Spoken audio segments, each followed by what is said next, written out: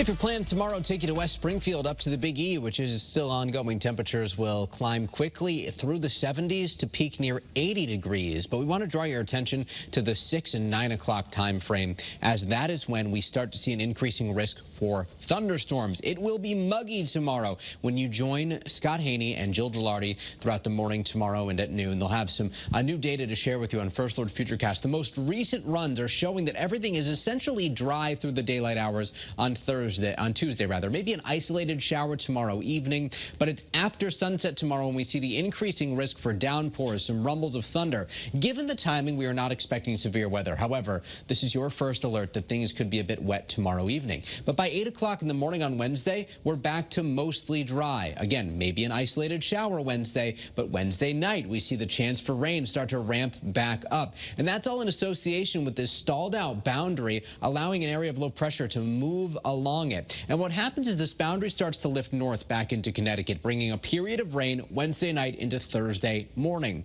We might see some very minor impacts out there Thursday morning, but as we see it now, we'll actually dry things out pretty quickly, and then most of the daylight hours on Thursday are dry. So sort of ideal timing since we do need the rain. 7 p.m. Thursday, that front is still to our west. That will cross Thursday into Friday. And by the time is all said and done, 7 a.m. Friday, some differences between the models as to where the heaviest rain actually falls.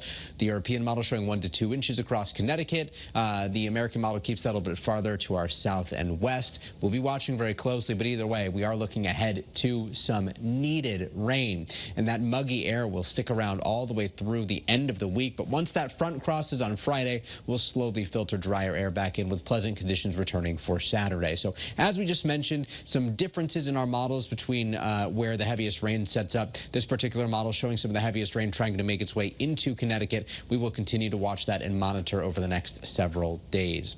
On Tuesday, tomorrow, we're expecting very low pollen counts. A little bit higher Wednesday since we see so much dry time during the day, and then dropping back a bit Thursday. Ragweed, sage, grasses, those are the big allergens this time of year.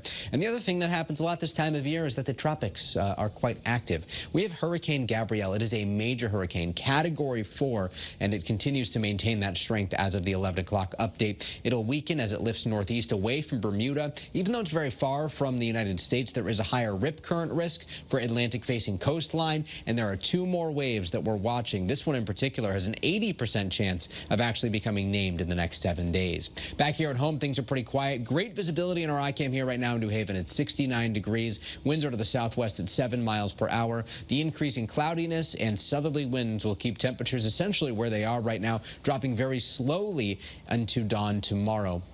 55 to 60 inland, lower 60s along the shoreline, and your first alert to a bit of patchy fog early, but that mixes out pretty quickly. Temperatures will peak again seasonably warm around 80 degrees or so, staying in the mid-70s Wednesday, 70 on Thursday, 73 on Friday. And as we mentioned, no day looks like a washout. Perhaps Thursday will be the wettest day with showers in the morning and the evening. Overnight low temperatures in the 60s. Shoreline highs 79 tomorrow, 76 on Wednesday, 71 Thursday, 74 Friday. Sun and clouds Saturday, looking great Sunday. Warm for the final weekend of September. Temperatures remain slightly above normal into the start of next week with more sunshine. Looking forward to it, Mike. Thank you.